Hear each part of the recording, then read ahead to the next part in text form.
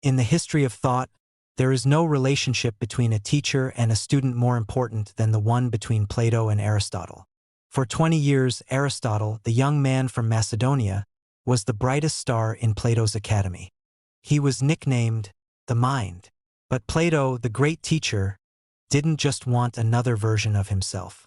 He wanted a successor who would surpass him. And to do that, he used a strange tactic. He tried to trick him. Welcome to Kojitaski. Grab your coffee, and let's begin our quiet, useful, and enjoyable journey together.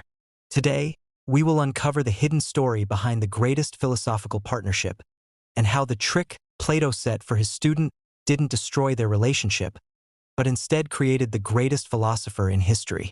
When Aristotle joined Plato's academy at the age of 17, he was no ordinary student. Plato was in his 60s, a foundational philosopher who had built a colossal intellectual edifice. Their relationship was deep, built on mutual respect and immense admiration. Plato saw in Aristotle a prodigious intellect and an unparalleled capacity for analysis. And Aristotle saw in Plato the inspiring teacher who had opened the doors of wisdom for him.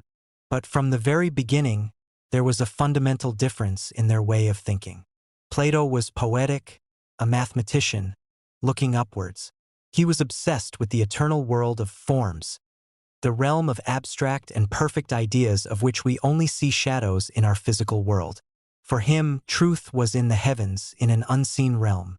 Aristotle, the son of a physician, was practical, a biologist, looking down and around him. He was obsessed with classifying plants and animals, studying political constitutions, and observing the tangible physical world. For him, truth was right here on earth, waiting to be discovered. Plato recognized this difference, and instead of trying to suppress his student's practical mind and force him to be a Platonist, he decided to do something far more cunning. He decided to place before him the most difficult intellectual challenges imaginable, challenges specifically designed to force Aristotle's mind to work at its absolute maximum capacity. We can imagine Plato's trick as a series of philosophical puzzles and paradoxes that he threw at Aristotle, not for Aristotle to accept them as they were, but for him to wrestle with them. The first challenge, the theory of forms. This was the crown jewel of Plato's philosophy, and the hardest idea for a practical mind like Aristotle's to swallow. Plato would say, "Aristotle, look at this horse and that horse. Both are imperfect, changing, and will die. But both participate in an eternal and perfect form of the horse that exists in another world, the world of forms. That form is the truth. The horses we see are merely pale copies." To Aristotle, this was madness. How could the essence of a horse exist in a separate world from actual horses? This was a direct challenge to Aristotle's entire way of thinking. He spent years trying to understand this theory, not to accept it, but to dismantle it. It was as if Plato was saying to him, "This is the most difficult idea I have. Try to tear it down if you can." The second challenge, the third man argument. Plato himself had presented a critique of his own theory in his dialogue Parmenides, as if he were leaving a trail of breadcrumbs for his student to follow. The paradox goes like this. If we have a man A and another man B, they resemble each other because they both participate in the form of man C. But now, the man A must also resemble the form of man C. For them to resemble each other, they must both participate in a third form of man D, and so on ad infinitum. By presenting these paradoxes, it was as if Plato were testing Aristotle, saying, "My theory is not perfect, and I know it. Can you find the flaw? Can you build a better theory?" It was an invitation to critique, not an order for obedience. And here lay Aristotle's genius. He did not angrily reject his teacher's ideas, nor did he naively accept them. He did a third thing. He took them seriously and developed an entire philosophical system as a reaction to them. Aristotle's response to the theory of forms. Aristotle famously said, "Plato is dear to me, but dearer still is truth." He rejected the idea of two separate worlds. He said that the form of a thing and its matter are inseparable. The form of the horse is not in the sky. It exists within each individual horse. There is no whiteness floating in space.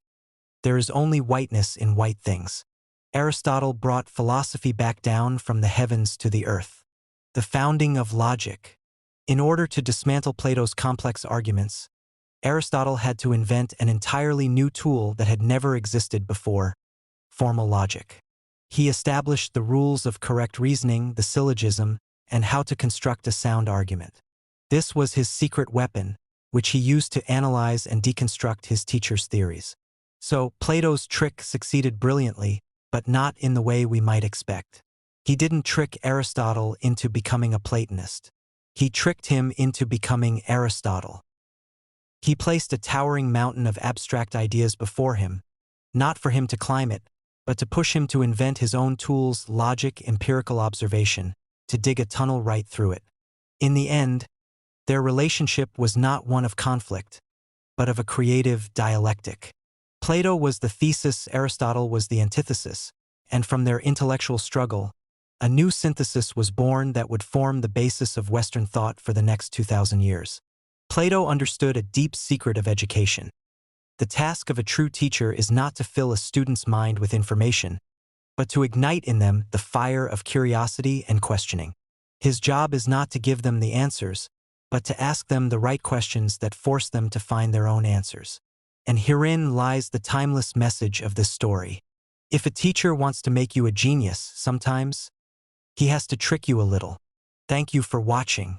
Tell me in the comments, have you ever had an experience with a teacher who pushed you beyond your limits with a difficult challenge? I'll see you in the next episode.